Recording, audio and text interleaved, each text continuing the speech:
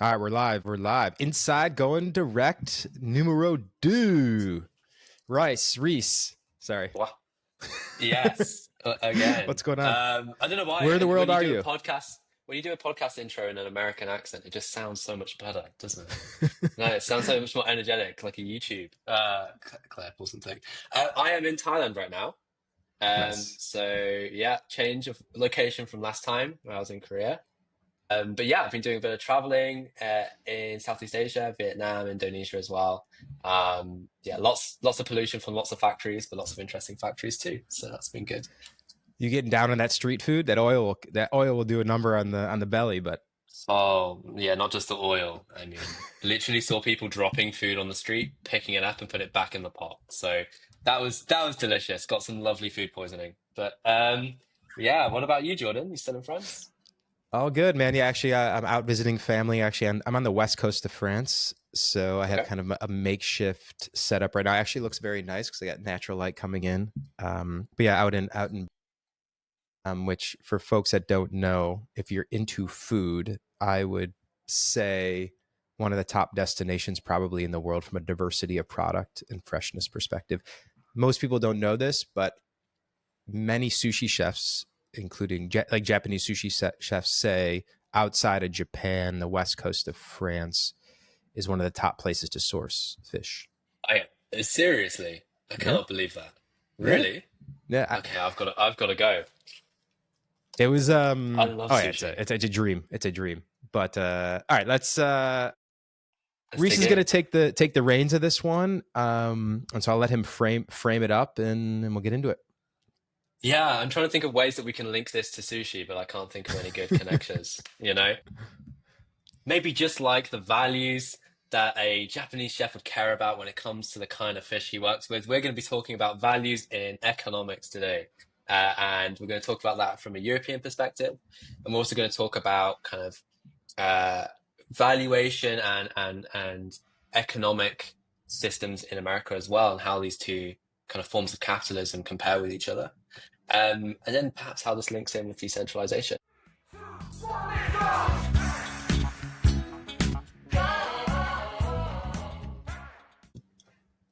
Yeah, so I'm going to start with an inflammatory kind of question for you, Jordan, right? And so I wanted to ask you, is the US economy inherently more sociopathic? Ooh, I like it.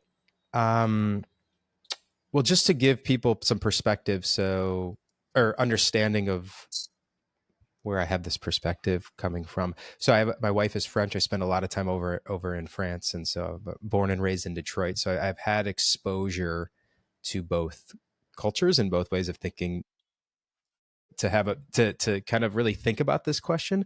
And the reality of it is this: yes, I would say the American system is much more sociopathic. I also think that's part of the idea of America, in the sense of, I always tell people, if you compare the European way of life versus the American way of life, it's like I can it's like think of it as like a frequency.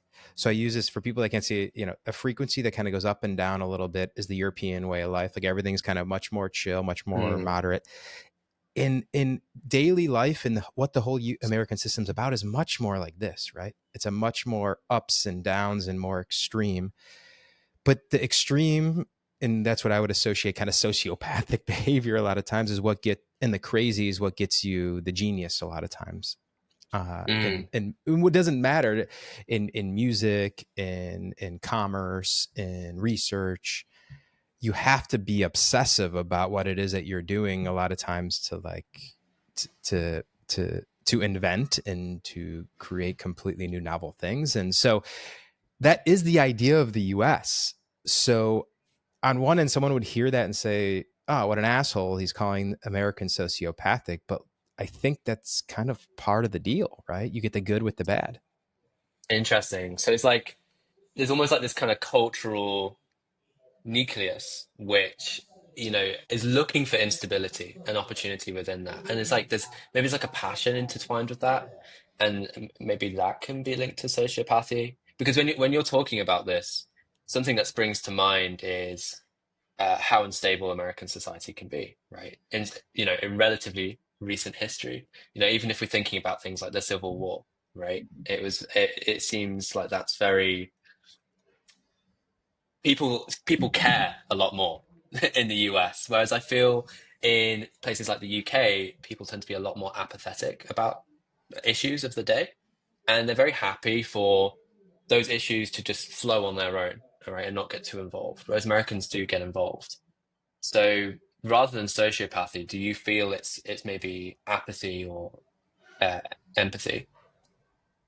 I don't know if that makes I don't sense. think I Maybe understand. I don't understand the question. Reframe. I guess, how do I word this? In the UK, people tend to be a lot more apathetic, right? They're not as invested in day-to-day issues. And I noticed that in the US, people tend to be a lot more invested in those issues and the values that they want to impress upon those issues. So, for example, people care a lot more about values like prosperity, liberty, and they really feel that, you know? And that's why people vote the way they vote and go to protests and, maybe even do things like Jan 6 riots and whatever, or civil wars, etc. We Mm-hmm. don't seem to have that same level of passion in Europe on those topics, or any topic, I would say. And so my question is, maybe am I mistaking or am I mistaking this kind of passion for sociopathy? And maybe actually it's passion for kind of prosperity or passion for a particular topic that leads people to innovate in that space. I wouldn't call it passion. I don't think that's the right word, but what I would say is I think it's all rooted this idea of, you know, freedom, right? Individual freedom to do what it is that you Mm, want to do, to speak out how you want to speak out. That is a very, very American thing. And it's funny, you mentioned, France is a very interesting one just because I have exposure to it, right? They always say like protesting's a sport over here in France, right? right.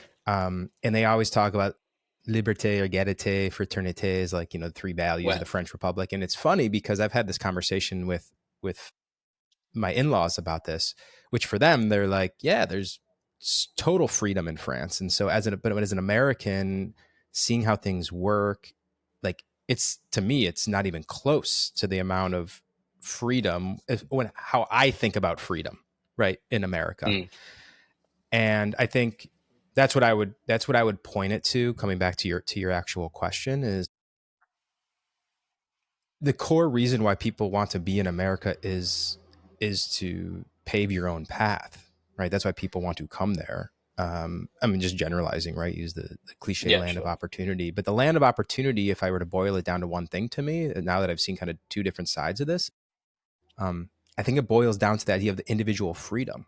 I'll give you one other example, which seems very simple, but it's the concept of, by the way, which I like over here in Europe, which is like restaurants, like they're open during lunch and they're open during dinner because like dinner time and lunchtime and like people are more structured with how they eat and what they do and how their rhythm to their day. And in the US, it's just like a free for all.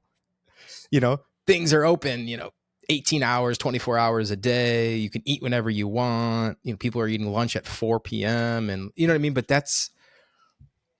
it's funny, when the more time that I was spending over in Europe, it took me a while to adjust to that, which is like pretty So, interesting, right? Now I appreciate it yeah. because I like it because I'm on a rhythm. But before I'm like, man, like why can't I just like go out and have a meal whenever I want? Of course, there's places that serve throughout the day, but generally no. Yeah, that's true, right? You'll have like a little break in the afternoon between lunch and dinner service, right? And yeah, I can see, I never thought about it that way. So for you, freedom is almost like kind of totally flexible individual liberty. Is that like a fair descriptor? I And think it's more, yeah. maybe I'll just add one thing to that, which is it's also Sure. freedom to do things as opposed to freedom from. Yes, and I think there's this very um I don't think it's so much like in your face when you talk about the freedom thing. It's just I think how the system is, right? Mm, It's the when you compare European versus American way, especially around anything around commerce and commercial activity in business, it's like, okay, I want to start something. I want to start an entity. It's like, okay, within 24 hours you have an entity started. Within a week or within a day or two, you have a bank account set up. yeah. So I'm just giving these as very basic examples. It's just, and that to me equals that like is freedom, right? It's like, oh, I want to do this. So like, let's go like do that and make that happen and try that and do this and this. It's not like, well, if you want to get a bank account open up, we got to send you the letter in the mail with the PIN code to get the PIN code to your card to get your bank account opened up, right? Mm. So, anyways, I don't know. I, How much time have you spent in the U.S.? Have you spent much? I know you've been out in the East Coast and the West Coast a little bit just for a few trips, but what's the longest kind of time period? the longest time period I've spent there at once is 3 months. That was in Okay. Boston, which is definitely, it's not Texas, right? It's like very, it's a bit more regulated, I would say. I think maybe the culture is a little bit more freedom from than freedom to. And actually, I really like this idea of freedom from and freedom to. I think Europe has a big focus on freedom from stuff, freedom from guns, freedom from, you know, uh, big companies, preying on, consumers by artificially rising prices, right? Or whatever it might be. I think in the US, the focus tends to be freedom to become a millionaire, freedom to innovate in, defense technology, freedom to, go out for a meal whenever you want.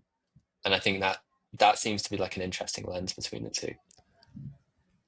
Did you come up with that or did you read that? That's actually a very interesting way to think about it. I just came up with that. Yeah. Yeah. No, I I th- think I I've not think I've that not read that anyway. that's like I think that's pretty from my perspective that's pretty accurate. And it's interesting. I think it's really having a my wife being French, um, it's a very good thing because it opens my eyes to that other perspective of, and we talk about this freedom from and freedom to, and she used this example of, um, in the U.S., she would go see a dentist, right? Mm, And she goes to the dentist, and they're like, "You have 3 cavities that need to be treated," and she's like, "Okay," and then she's getting like beyond after she gets them treated, then she's getting like marketing emails from the dentist. yeah. And so after she didn't get them treated right away, and then she was back in France, and then she went to the dentist in France, and like, oh yeah, all your teeth are fine. But the dentist over in the US had some sort of system that's like, hey, it's earlier detection potentially, for Right. your cat, Yeah. like that you have a cavity, but it's earlier detection. And over in the French system, they're like, it's fine, you don't have to do anything. And she has this perspective, which is one of the things where it is really does not sit well with her, which I understand from a European perspective, which is like everything feels like business. Yeah, and it feels geared towards exploiting someone, right? Like in this Yeah. case, her email address was exploited, right? And she was exploited to pay for the services that were perhaps unnecessary. And so that's the freedom from Yeah. in France. But the freedom It- to here is that the dentist has a freedom to uh, prosperity, right? Make more money. I'll give you another example. It's so fascinating. Obviously a lot of folks when they see something that's made in France or Americans associate France with quality, right? Because of all the Right. luxury brands. But even though they don't make much in France, but that's a separate conversation. Um, but even things like personal care products, right? So lotions Mm. and anything for your hair and anything personal care. Very fascinating. It's when I'm over here and I'm shopping or I'm buying a product, I just have a trust in those products. I still look at what's inside as just like because I'm that type of consumer, but like inherently the rules, the regulations around that when it comes to like protecting the consumer, way, way better of a system, I would Mm. say, over in Europe. Now the question So is, how do you balance the two with still maintaining the freedom and the dynamism of the U.S. system, right? dynamism. Yeah. But Dynamism. I think that's an interesting point, right? Because this links back to the original point around sociopathy, right? If you have a system of high trust, is inherently going to be, less sociopathic, and I'd love to define that term in a second, because it implies that you can trust any products, or you're more likely to trust any product in that system, right? And so, and just to define what sociopath means, a sociopath, if we're defining it as a person, is somebody who doesn't have a conscience, right? Somebody who doesn't feel empathy, doesn't feel guilt. And so therefore they tend to be much more optimized for playing games of money and power, right? Because they're willing to do whatever it takes to win at that particular game. And therefore they're not going to feel guilty. Right. So like a classic example is two people in a workplace, one's a sociopath, one's not. And one person sabotages the other person's work so that they get the promotion, right? And that's a sociopath, and so therefore the sociopath wins in that kind of power wealth dynamic that you have in the workplace. I think sometimes maybe the US system can feel a little bit like this. I think especially in Silicon Valley, and we can come to that in a second, because it's so free, because there's so much freedom to do stuff, that whoever's going to engage in sociopathic practices as an individual or as a business is more likely to outcompete the competition and therefore gain market share and influence consumers, right? In perhaps a negative way. Maybe a great way of this is looking at kind of internet connectivity in the US, right? And like some of the legislation around fiber versus Starlink, and how these different entities engage in like, pretty predatory practices to like maximize revenue from consumers. So yeah, I think that was kind of me making the case for sociopathy in the US economic system. No, I understand that. Well, while you were talking, why I was typing, I was asking ChatGPT to explain it in a very you did it in a very good way, simple way. I'll give you the ChatGPT definition of sociopathy, and then I have a comment on what you said about the American system. So sociopathy is when a person's brain doesn't feel guilt or empathy or caring about other people's feelings the way most people do. That means it might hurt someone, lie, or break rules and not feel bad about it. So exactly what you Right. said. It doesn't always mean that they're evil, but they have a harder time understanding or caring about other people's emotions. And they often do things for themselves without worrying about the consequence for others. So I think it's important because when you hear the word sociopathic, it has a very negative connotation, but it Yeah, doesn't you think a necessarily mean. murderer, right? Yeah, Yeah. totally. Okay, so this is the reality, right? I think this ties into decentralization, Reiss, which is corporations, which is very different than a small business, but corporations that have shareholders and that are run by the managerial class, which we can talk a lot about, right? Which is, I think, what's caused a lot of this, a lot of these sclerotic systems and layers of middlemen. These corporations are inherently sociopathic. That's the problem, right? It's not because the people there are bad people. It's the incentive structures. They have shareholders and the shareholders want more money each quarter, each year. And if you don't execute, the board will get rid of leadership, or you'll have people coming to do hostile takeovers, Exactly. Exactly. And right? so it incentivizes sociopaths to take those high managerial positions, right? Because if you're like, oh, I'm not willing to, increase prices for poor people in rural areas with poor internet connectivity, because I think it's wrong, somebody else is willing to do that, right? There is some sociopath out there in the system who's willing to do that. And so they can just bring them in and they'll jack up the prices. So you're absolutely right.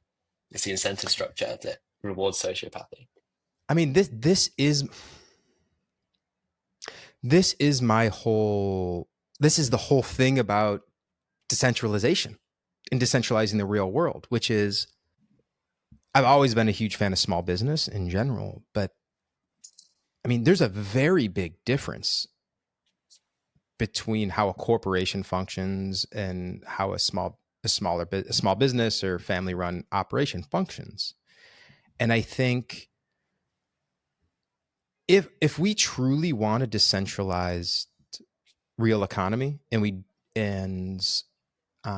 what we have to figure out are systems that can compete in the market and that are profitable on a standalone basis.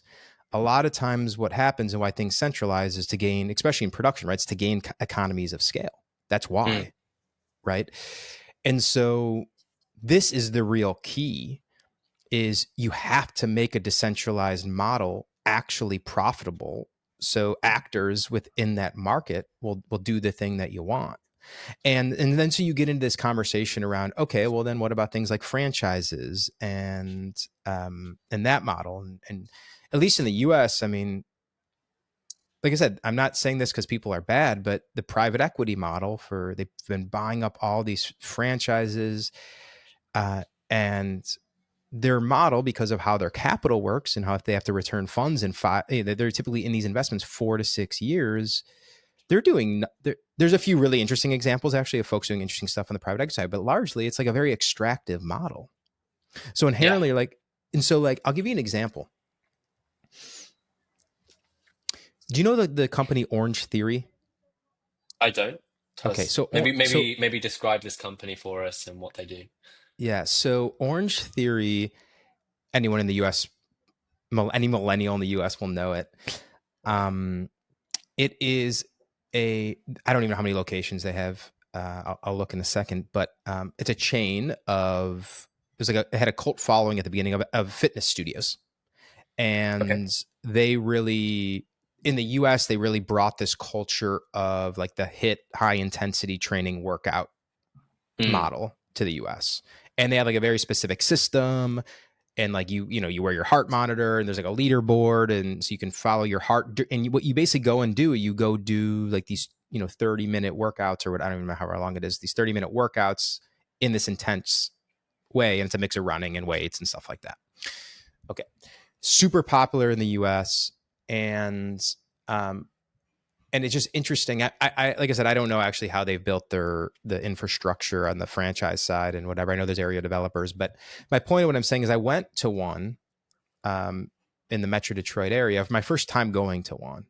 is this recently or was Yeah, this this was like a while ago? probably within the last year. Okay.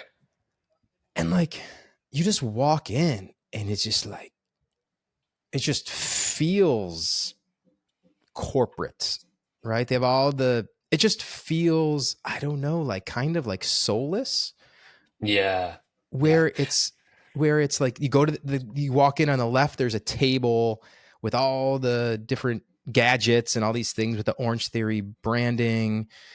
The person comes out with a tablet, it's very robotic. You do the class, then you just get crushed by texts and emails to come join the thing. Right.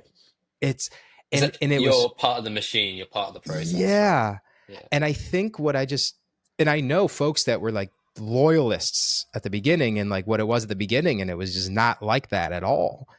And then, but what ends up happening is, right, it's you want growth and you need to build systems, and then you need to dummy proof your systems. So then like the model is go hire a college kid that's home, or a recent college grad, or a high schooler, because it's low cost labor, to Mm. go do the thing, who doesn't really care about the thing. And so you dummy proof it, so everything feels very, very soulless. I love that you're using this phrase soulless because this is a really common complaint of like I guess American style capitalism influencing Europe in terms of deploying retail stores.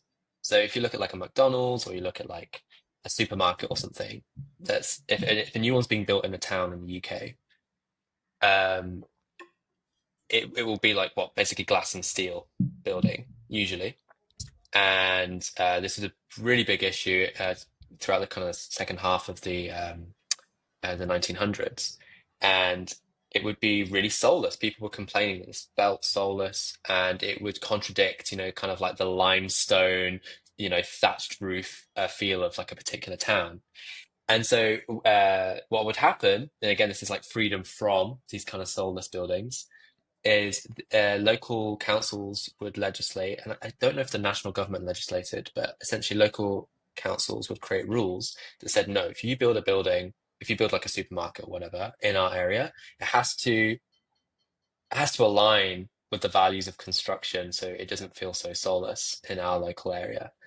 Um, and so yeah, this is like another case where, you know, Europe has like freedom from these soulless buildings, but it ends up building like more, complicated, expensive, less economically efficient buildings for supermarkets. So now, if you go to a bunch of towns in the UK, you'll see these supermarkets and they'll have like these fake kind of clock towers, and they'll be made out of like red brick and stuff, right? Yeah. So, it's not everywhere, but in a lot of places it's like that, to get around this issue.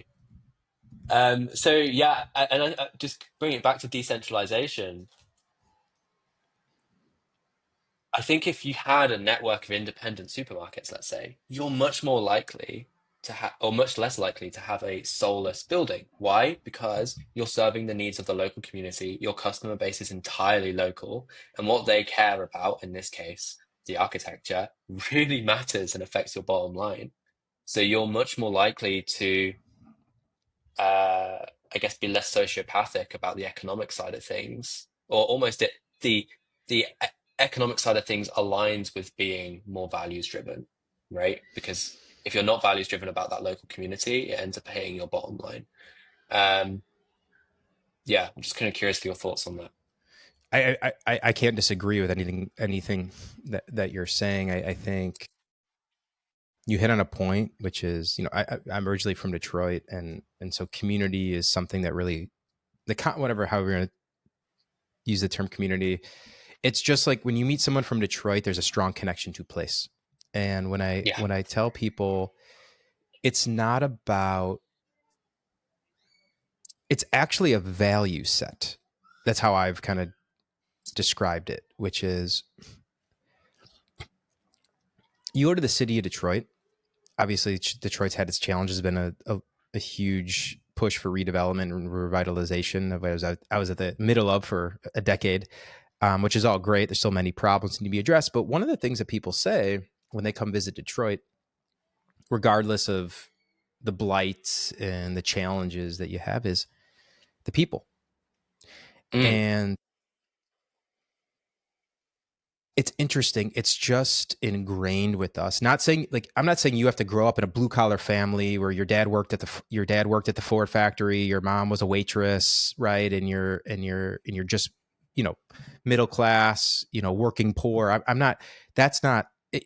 That's not it at all. What I've generally seen and feel, which is why I have a very strong connection when I go to the Midwest and when I live or are in places that don't have this kind of value set. It's something that's missing for me. mm, It's just this value set around families and things that matter, and it's kind of this simple life versus this projection of trying to, focusing on things that actually don't really matter. And I think that, and that, so I root that back to what you're saying around connection to place, which then is community, and then community, which is represents values. Hey, we care about where we come from, and we care about the people next to us, and we care about thy neighbor and all that stuff like that. And man, this separate conversation. I mean, I think this is where the battle for folks that aren't in the US, this is what the internal battle that's going on right now in the US is, this, right? Like, this is what this whole kind of MAGA movement's about, without getting political about it. The MAGA movement's about, people are like, we've completely lost the entire idea of community and of caring for thy neighbor. And you're seeing basically states fractionate around that, where folks are like, people with kids now are like, I need to go to a place with other people that are aligned with my values around this. And I'll give you an right. interesting thing, which goes back to your sociopathic piece and the American system. Yeah. Well, So just to let quickly say, I think these regions in the US, they feel left behind, Totally. right? And so that in itself is an allusion to the fact that they feel disconnected. But yeah, please continue. Yeah. And I think I was having this conversation not too long ago. It's really, think about this, because for a European, this is like mind boggling. Let's say you and I work at the same company. Okay. Okay. And you're my boss. You're a manager, VP, or whatever. I work for you. I'm I'm this highly ambitious, work my tail off, you know, high EQ, like really performing in the job. Okay. Yeah. You have two teenagers, both getting ready to go to university soon. I'm a young single guy, or, have a girlfriend, whatever. And it's going to cost you 200K per kid, send them to university. Yeah. Okay. So that's 400K. Okay. Summer camps now, if you want to send like to a full on summer camp. I've had friends tell me 3-4 grand a week to send a kid to summer camp. And it's a very That's wild. American thing to go for a month or 2 months, right? It's like, okay, yeah, just call it 30, 40K after tax dollars just to send your two kids to camp. Okay. I could go on and on and on. But the reason why I'm saying this, Reiss, is this is where the problem comes. And this is where it's going to get really, I think it's going to get very ugly, which is, what are you going to do? Not because you're in America, but anywhere in the world, but specifically you're in America. What are you going to do? You're going to be like, this guy is threatened, who works for me, Jordan, is threatening my position. I'm going to do whatever I can to crush him, not literally, but to make sure he doesn't Or compete I me or get that promotion compete or with whatever. me or Yeah. promotion or whatever, because because Reiss is going to go into protection mode for the thing that matters the most important to him, which is his kid's future. Yeah, 100%. And it's so tied to wealth. And yeah, it's like a learned sociopathy. And this is what I'm Definitely. trying to tell. This is what I'm trying to explain to people. What you're just saying, it's like, and this is where the problem is every single thing that I just mentioned. The um, cost of living is going up and up and up. So the stakes get higher and higher and higher and higher. So it's like getting people, the vast majority of people don't have a ton of wealth or don't go out on the risk curve to, to have pure financial freedom. They're under stress every month to do what they need to do. And I'm telling you, at the level that it's gotten now, it is insane. And so this is, now I understand why people are losing relationships, why people are so individualistic. It's really, really expensive to do these things. Yeah. And you have to do whatever it takes to get the money to be able to do them, right? To be able to provide for your family these kind of basic necessities or like perceived basic necessities as well. But in many cases, actual basic necessities. And it's not Yeah. because people are bad. It's because what you need to do, you need to play the game that's on the field. Yeah, exactly. It comes back to incentives, right? And incentive structures. So if we were to like wipe this all out and we had a decentralized system, just to paint like a positive alternative, it would be, everything would be locally based. You'd care about what locals demand. That would be attached to your bottom line. So therefore, your entire company is going to be incentivized towards providing for the this providing a service in a more values orientated way for the local community, and therefore the people internally, sure, they're going to be incentivized by money, but the way they generate money is more values attached anyways. Perhaps it doesn't change the internal dynamics of that company too much, but certainly the external dynamics of that company with the community would change. Yeah, but I think what you're getting at is, and why I think we're both excited about this whole theme of decentralization. But what you're getting at is just kind of, unfortunately, is more of the pipe dream for me, Yeah, which yeah, is, it totally. it's right. So it's the vast majority of consumers, of people. It's price and convenience. Bottom line. Okay. Yeah, and this comes back to sociopathy, right? You've got this better alternative system, but you're not going to take it because you've got kids to feed or whatever. So you're going to pick the cheapest option. Right. So then you're like, okay, if we've chosen this capitalist in the West, this capitalist mindset, this capitalist system. And so what you need to say is, then you need to create a system Yeah. that can enable what you just said for that more local, the local consumption, and local production, of course, more localized production, but that local consumption. And so what that means is, at the core of all that, it's very complicated, right? But the core of this is, you need enabling technologies to do that, which we both agree with. Robotics and AI and automation coming now, this is the time to like really, like, it can actually happen. It will happen, because Mm. it will happen in many parts of the economy.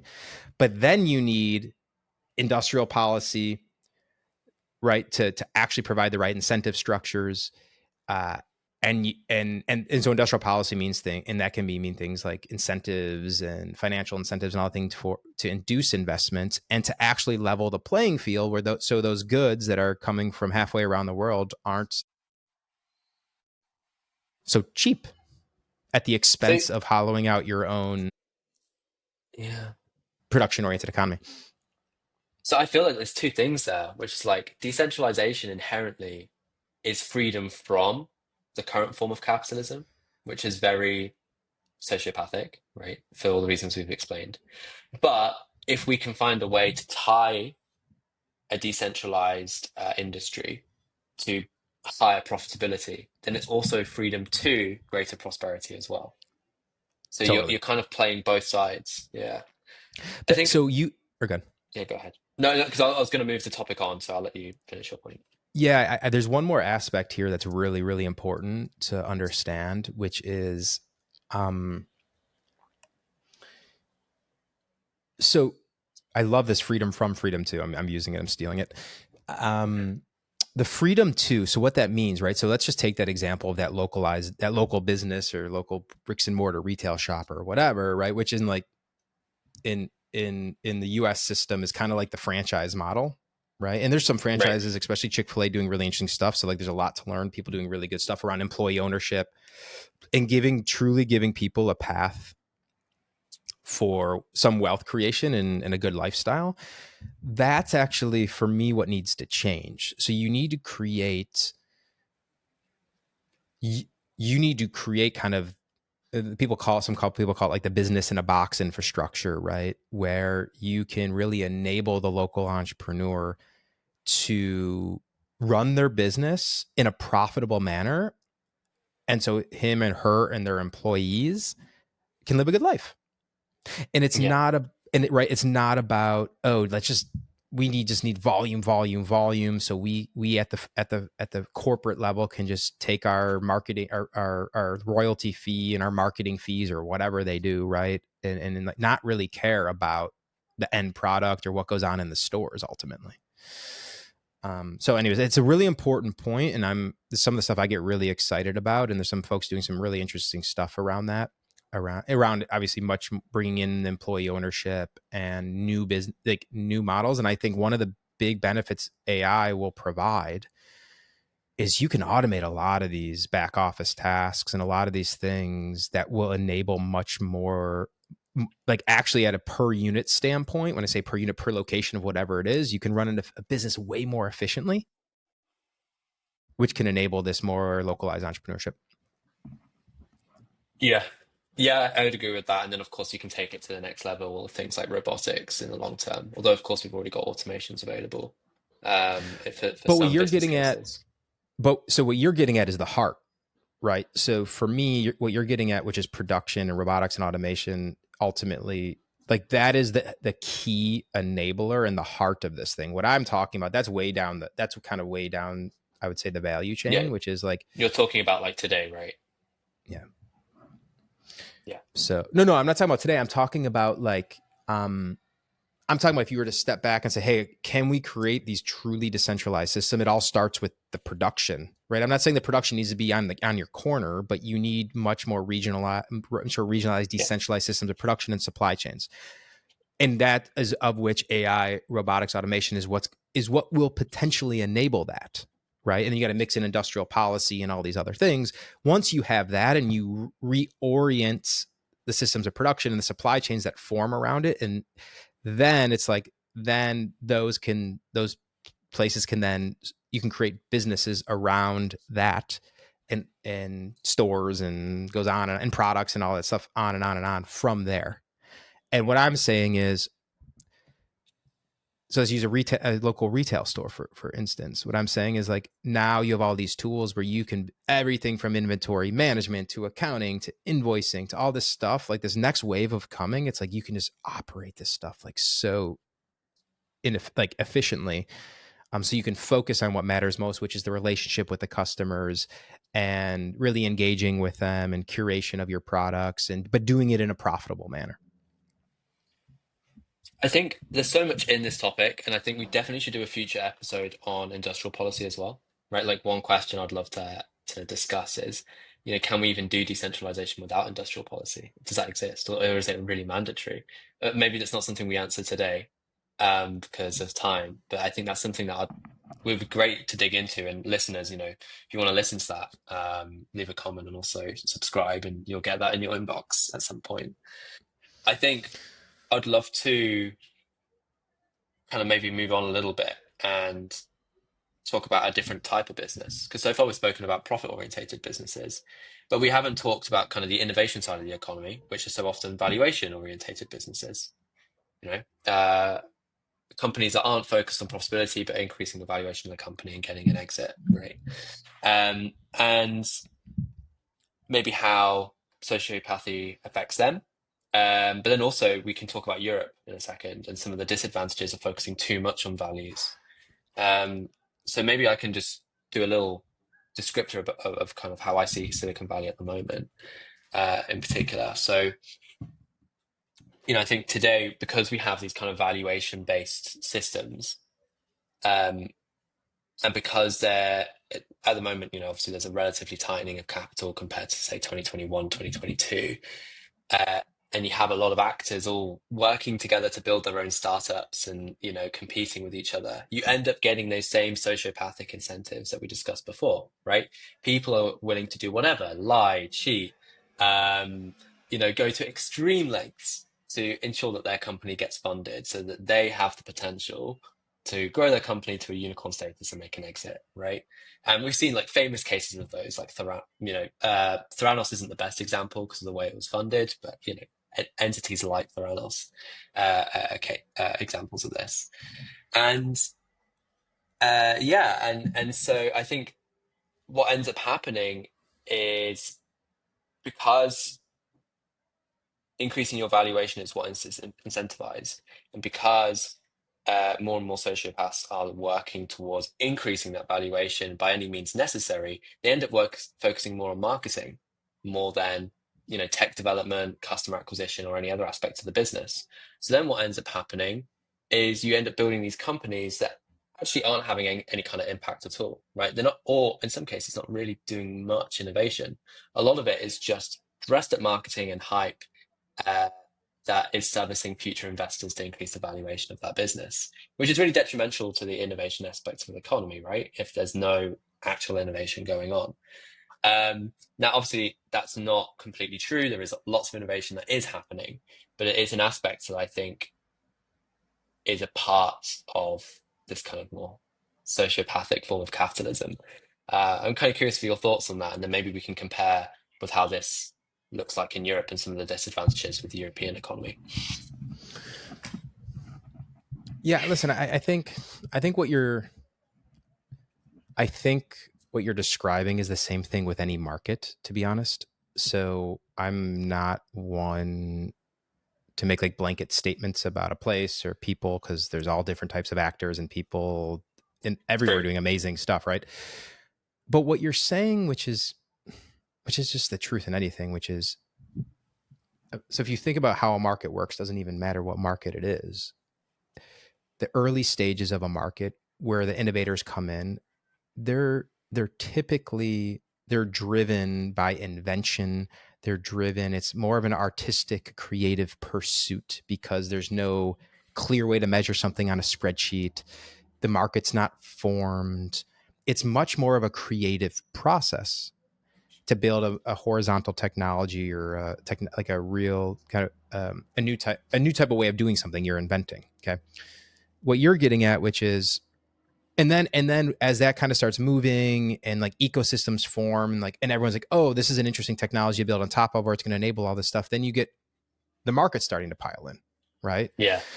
And so when the market starts piling in anything, I have a very I can go into, especially in the real estate world because of some of my experience, it's the same thing.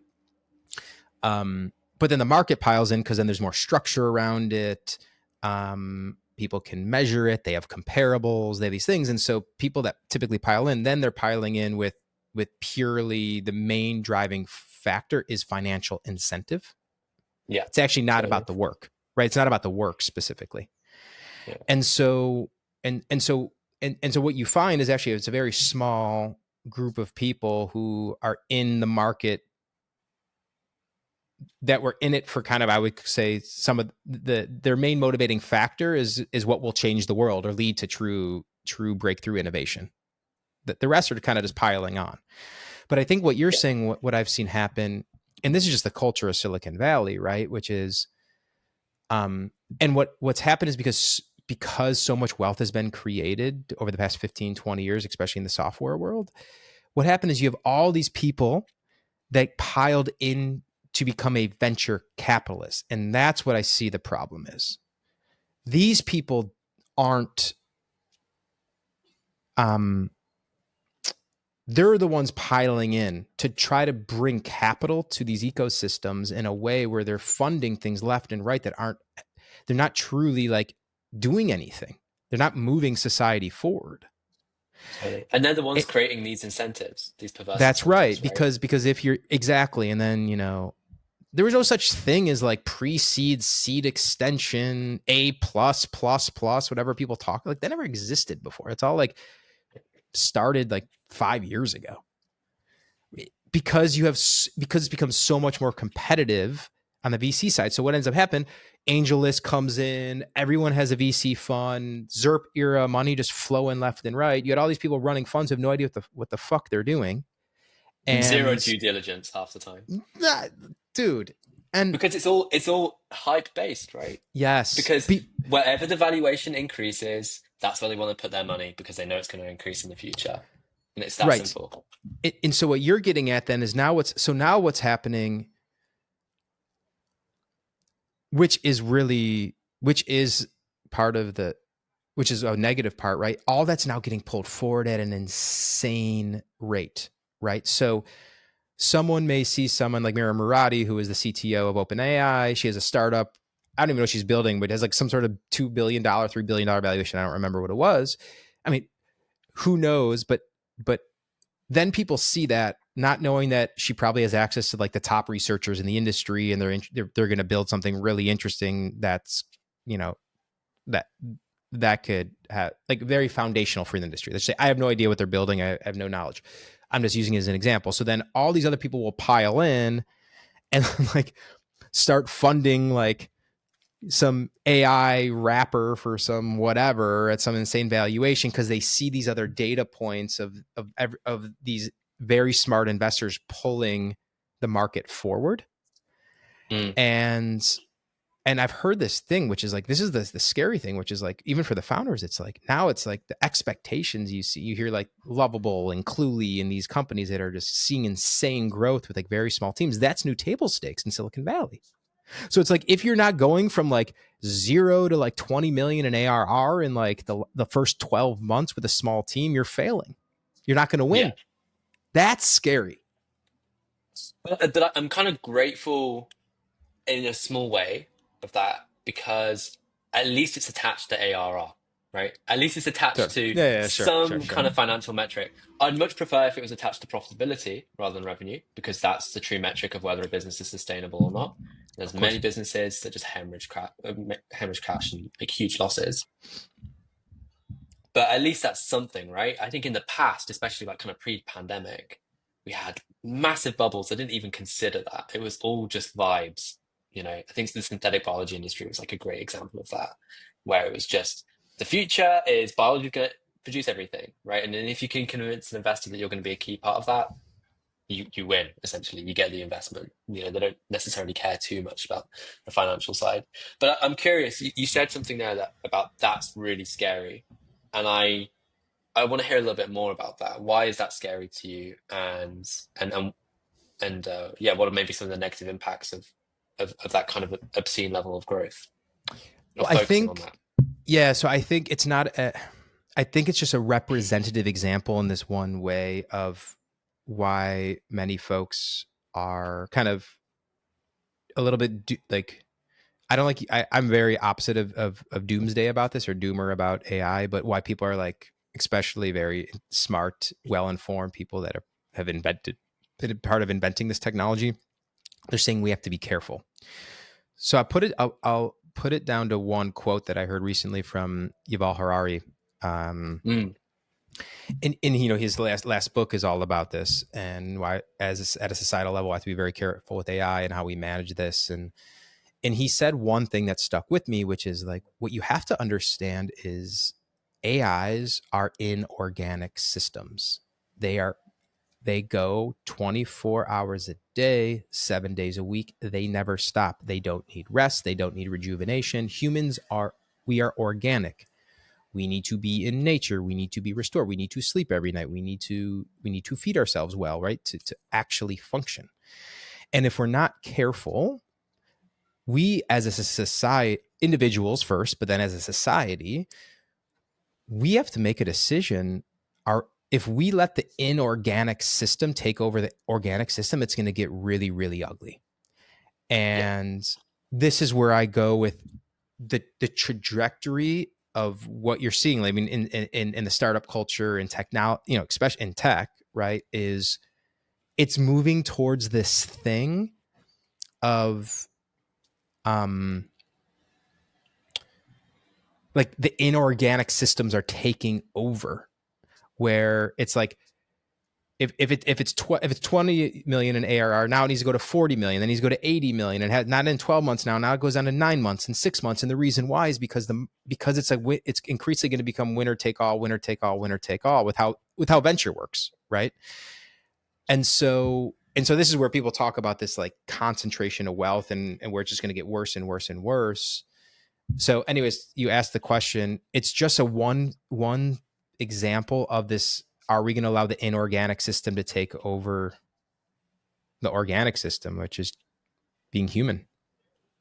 I think that's an interesting way of framing it, right? It's because the inorganic system here is not just, AI or something like that, but it's also the economic system itself, right? And actually, no, I think that's a bad take. I don't think that works very well.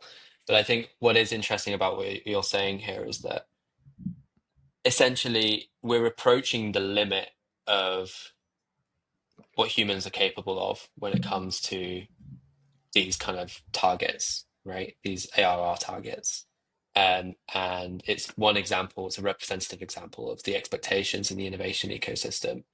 Um, and it also narrows down the kinds of innovations that can be made, Sure. right?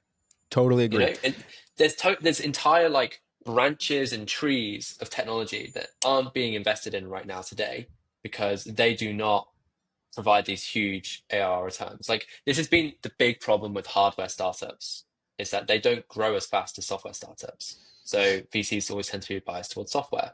And that's like one It's huge changing, but example yeah. of this. It's changing. It is changing, but it's still really hard, right? And I think if you were to put a high growth software startup in front of a VC versus a hardware startup, that's going to take 10, 15 years. The VC, 9 times out of 10 is going to pick the software because of their own incentive structures around, you know, uh, the returns they need to provide in like a 5, 10 year horizon. So I think, yeah, so I think that's one small example. And then you've got all sorts of technologies within those branches. Well, I think one other maybe, thing on please go one ahead. one on Yeah. yeah one other thing before we move on that, which is what I'm seeing. So I'm an LP in a few deep tech funds. Some folks that were very kind of early into into kind of this industrial tech space. That's a lot of what I focus on from an investing standpoint. And one of the things that I've noticed, which is this kind of goes back into the design of the system, Reiss, which is why we have this challenge. And as an investor, understand too, right? It's like, for folks that don't know the power law, what that means is essentially the typical VC fund will invest in a basket of companies. It depends on what the model is, 20, 30, 40, 50 in a fund. And the idea is one or two of them will be the big winners. And if you look at Right. any industry, any market in history, that's typically what happens is one company in a category accrues most or all of the value. Like, and it just compounds at an insane rate, even when they hit the public markets. So what the job of the venture capitalist in the traditional model, and we talk about what I think there's gonna be new models coming out of this era, but that's a separate conversation. But the job of them is they have to find those one or two runaway, returners of the fund. And so when you have that on the capital side, and then you have a lot more competition trying to deploy capital in this, um, that means you have to be much more selective, right, and aggressive with the people that are getting funded. And so because so much wealth is created, and these fund now these some of these funds that the larger funds have so much capital to deploy, then these other venture capitalists have to compete with those firms. And so they're deploying their model now is, and they're deploying more and more insane amount of capital. So what does that mean? Is that puts pressure on the founders to execute. You use the term, people like to use the term like relentless, obsessive, Yeah. all these buzzwords, right? Which I agree. You need to be that way if you want to succeed if you want to have if you want to really succeed in anything, you have to be obsessive about it. When I mean succeed's a broad term, but I think where there's probably a discussion here is, what does success mean?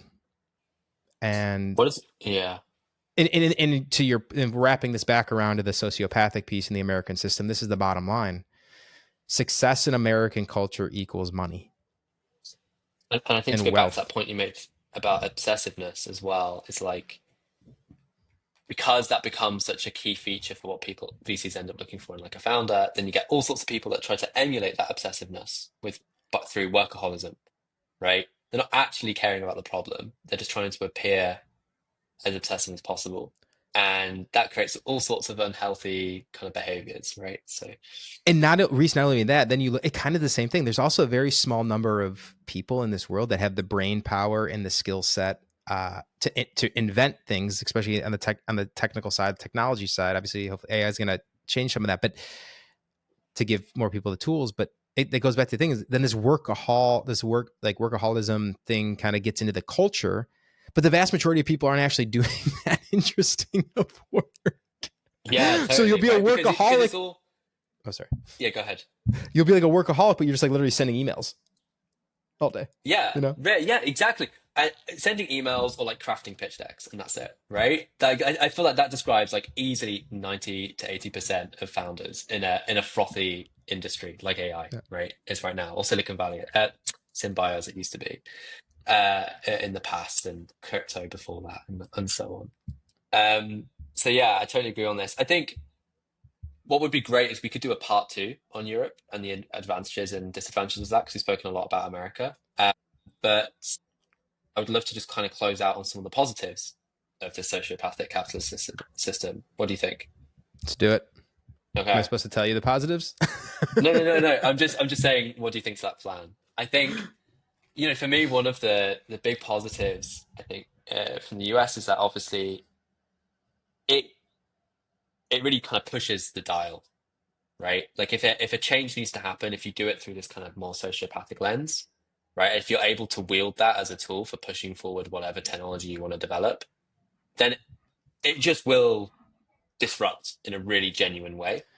And that's something European startups really struggle to do at scale, which is why they then uproots and move to the US, right? So that's why basically no tech startups register on the London Stock Exchange. They always go on the New York Stock Exchange, even if they're homegrown in the UK. I think that's one massive positive. It's just competitiveness. Well, I think you get to this point, which is like, this is kind of the point, it's kind of the European mindset on this stuff, where it's like, if you want progress, you need to take risk.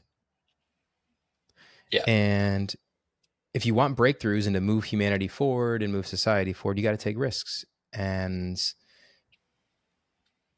so there's good and bad things that come with that. And over in Europe, if you have so many rules, so many regulations, um, and and so much administrative nonsense, and it just goes on and on and on, you just kill the innovation.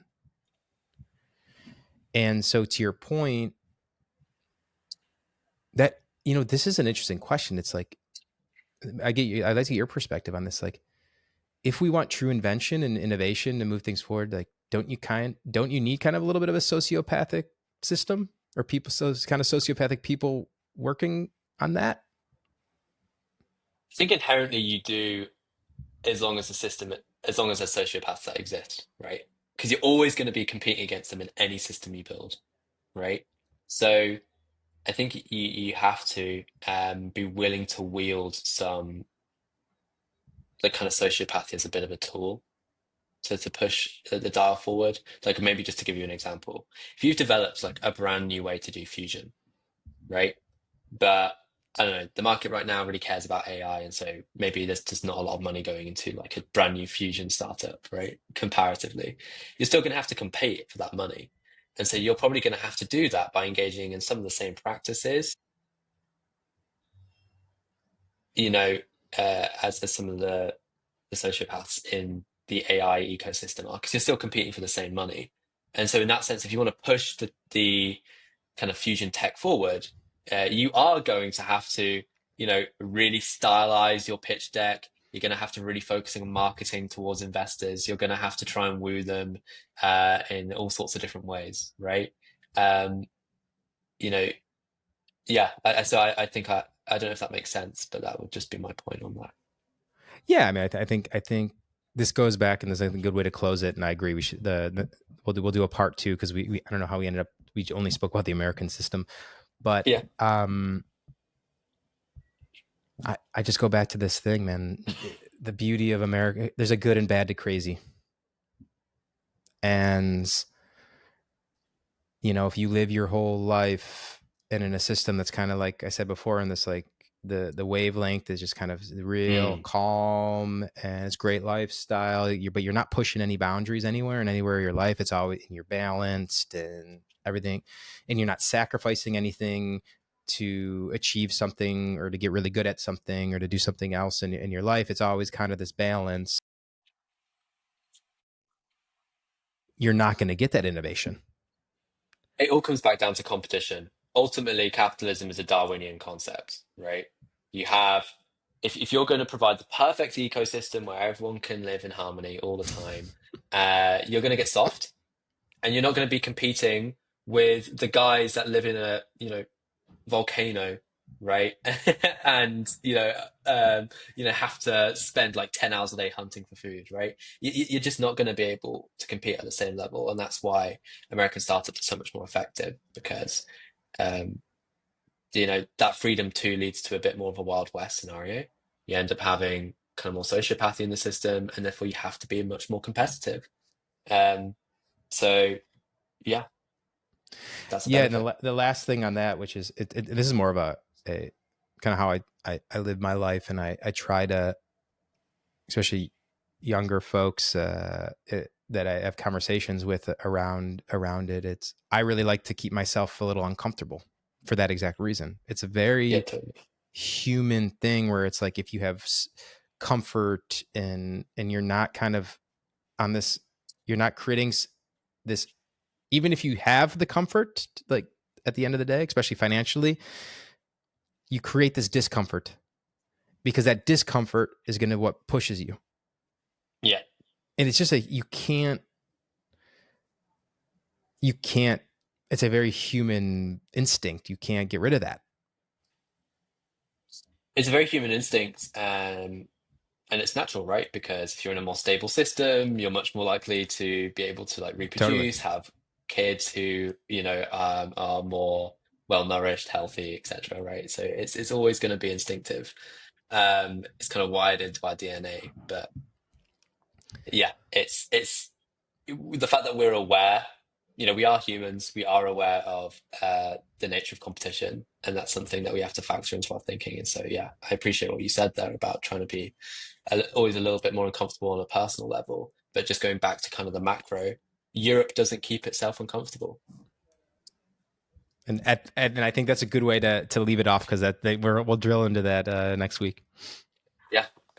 Um, okay. Thank you, Jordan, for your time. It's been a really interesting, and I'm glad we split this into two parts. Actually, I think each continent deserves its own deep dive. So, yeah, and then we can talk about decentralization a bit more next time. Cool. Thanks, man. Enjoy Thailand.